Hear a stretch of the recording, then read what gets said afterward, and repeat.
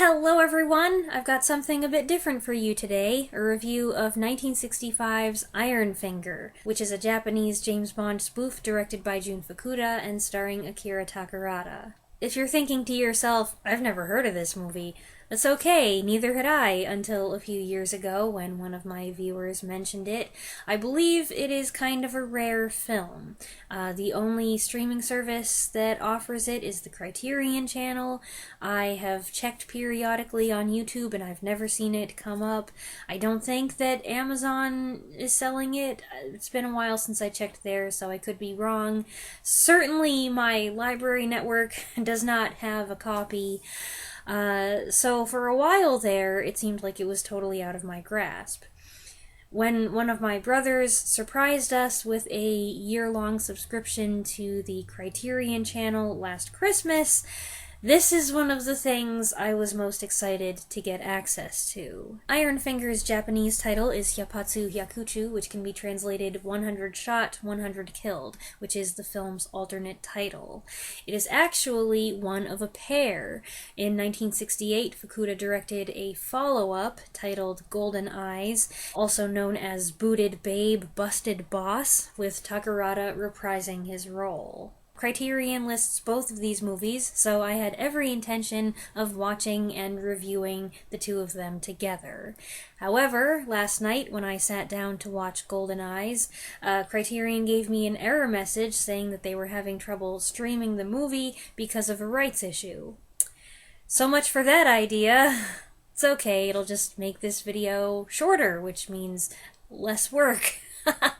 In Ironfinger, a Japanese Frenchman on vacation assumes the identity of a slain Interpol agent and starts tracking down a dangerous arms dealer, encountering assassins and rival gangs along the way. Like I said, this is meant to be a James Bond parody, not so much in terms of story, but in style and certain elements. You've got the secret agent protagonist who's cunning, but also good in a fight, and he also pursues a flirtation with the woman who's trying to kill him.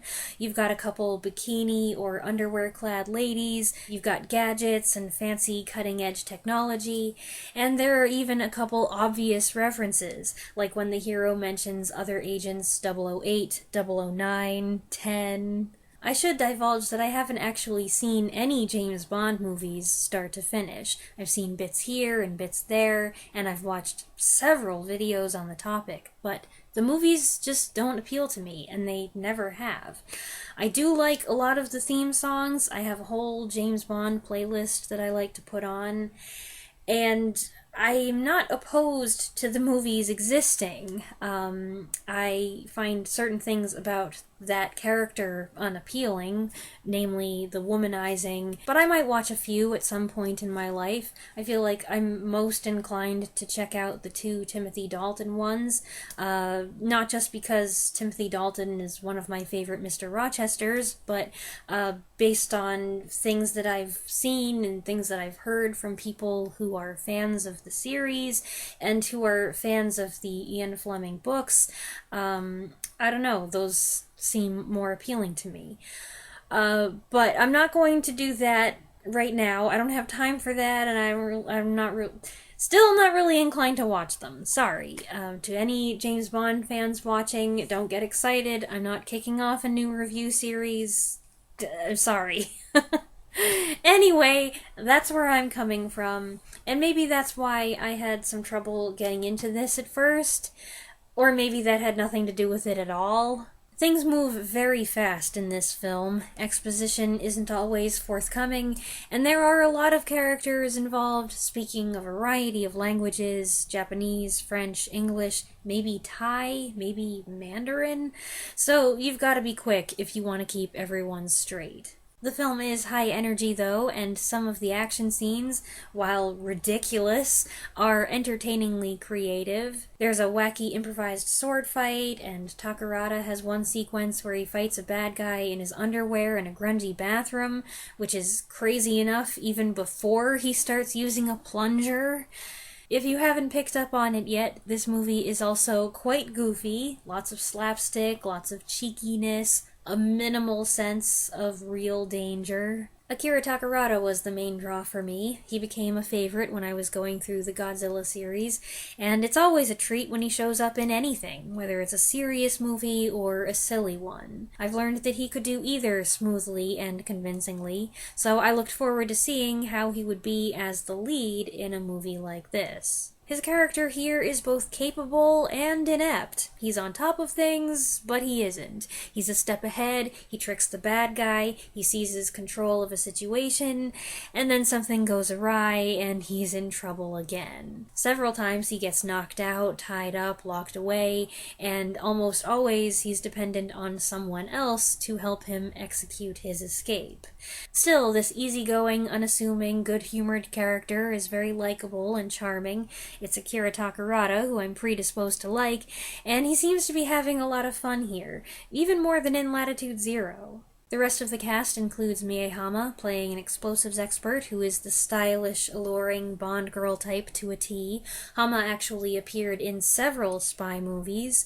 In the 60s, after the meteoric success of Dr. No, James Bond-esque cinema kind of became a worldwide phenomenon. For Japanese audiences, Toho began producing its own take on Bond, first with the Kokusai Himitsu Kaisatsu, or International Secret Police series. From what I've read, the first two films of this quintet, Interpol Code 8 and Tiger Fang, are more serious, while Keg of Gunpowder, Key of Keys, and The Killing Bottle lean into parody territory. In 1965, Mie Hama appeared in Key of Keys. Right after, she landed the main female role in Ironfinger. Then 2 years later, she got to be in The Real Thing, playing Kissy Suzuki opposite Sean Connery's Bond in You Only Live Twice. Another Godzilla movie veteran who became a personal favorite, Akihiko Hirata, plays the cool, acid-slinging hitman who dogs Takarada's steps. This was their umpteenth time acting together, and it was nice to see him as well, relishing his suave, villainous role. Another familiar face, Ichiro Arishima, plays a policeman who actually is investigating illegal gun trafficking, and he forms an unlikely partnership with Takarada when they keep finding each other in the same place at the same time, fending off the same people.